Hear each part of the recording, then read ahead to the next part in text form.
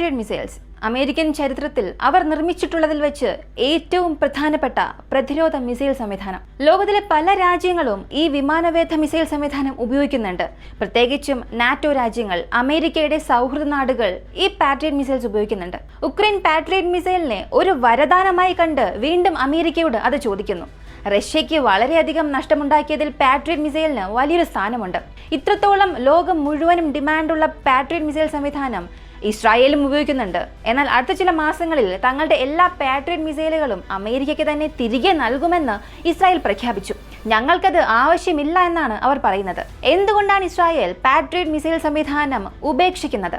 ഈ വീഡിയോയിലൂടെ നമുക്ക് കാണാം. ഏതാനും ആഴ്ചകൾക്ക് മുൻപ് ഇസ്രായേൽ പാട്രിയറ്റ് മിസൈൽ സംവിധാനം ഉപേക്ഷിച്ചുവെന്ന് ചില മാധ്യമങ്ങൾ റിപ്പോർട്ട് ചെയ്തു. കൃത്യമായി പറഞ്ഞാൽ 4-5 ദിവസങ്ങൾക്ക് മുൻപാണ് ഈ വാർത്ത പുറത്തു വന്നത്. എങ്കിലും 2 ദിവസങ്ങൾക്ക് മുൻപ് അത് സ്ഥിരീകരിച്ചു.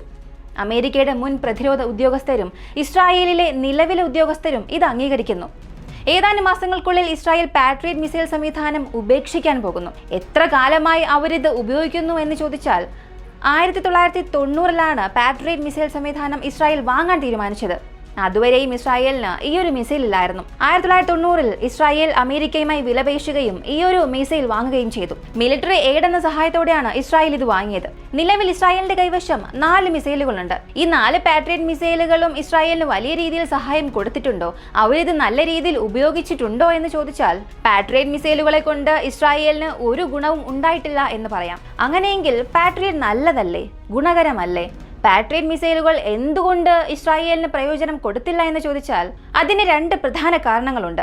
ആദ്യത്തേത്, പാട്രിയറ്റ് മിസൈലുകൾക്ക് തന്നെ നിരവധി പതിപ്പുകളുണ്ട്. Pack 1, pack 2, pack 3, pack 4. ഈ പാക്ക് 4 ആണ് അതിനവീനമായത്. ഇപ്പോൾ ടെസ്റ്റിംഗ് സ്റ്റേജിലാണുള്ളത്. ഇസ്രായേൽ നിലവിൽ പാക്ക് 2 ആണ് ഉപയോഗിക്കുന്നത്.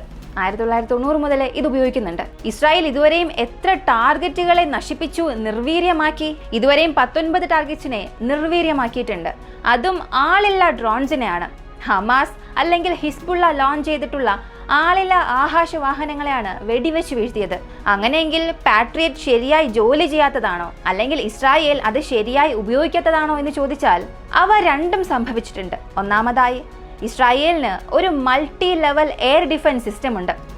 ആരോ 2, ആരോ 3, ഡേവിഡ് സ്വിംഗ്, അയൺ ഡോം, ഇങ്ങനെ അവരുടെ രാജ്യത്തെ സംരക്ഷിക്കാൻ multi layered air defence system ഉണ്ട്.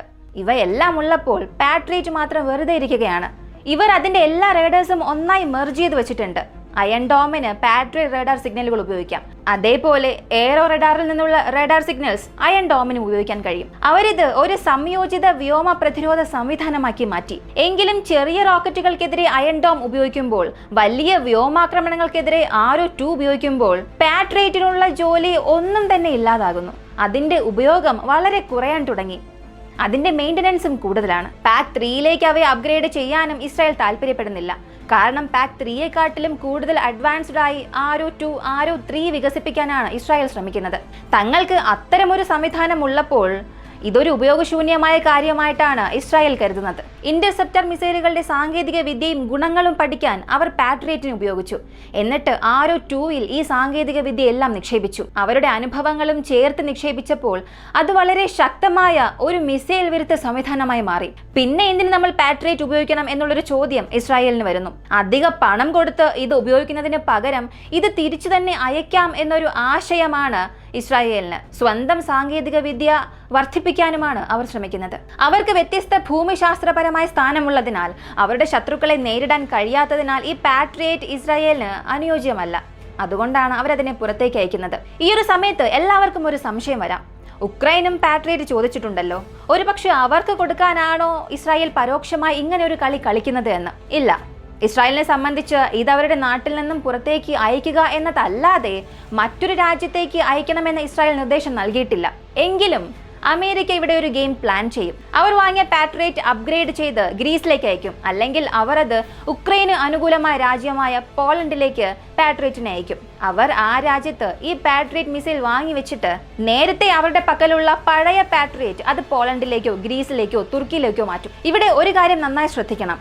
ഇസ്രായേലിൽ നിന്ന് അമേരിക്കയിൽ നിന്ന് ഒരു 3ാം കക്ഷി രാജ്യത്തിലേക്ക് പോകുമ്പോൾ അവിടെ നിന്നും ഉക്രൈനിലേക്ക് പോയാൽ റഷ്യക്കാർ എന്തായിരിക്കും പറയുക?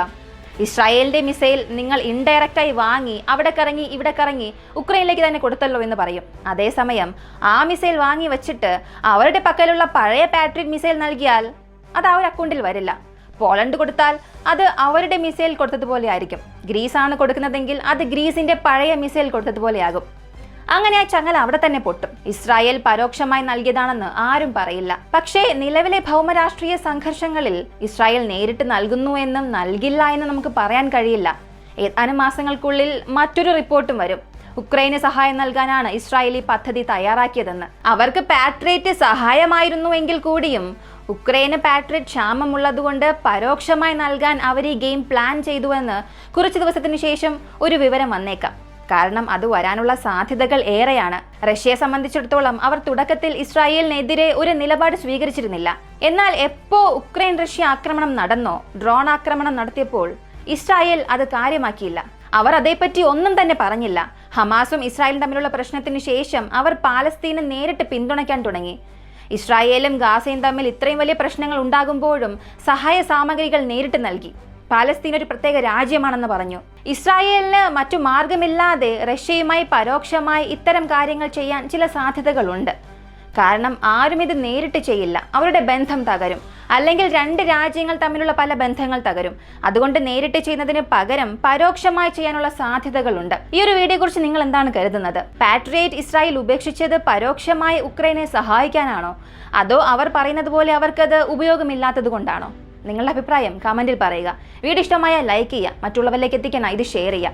നമ്മുടെ ചാനൽ ആദ്യമായി കാണുന്നവരാണെങ്കിൽ മറക്കാതെ സബ്സ്ക്രൈബ് ചെയ്ത് സപ്പോർട്ട് ചെയ്യുക.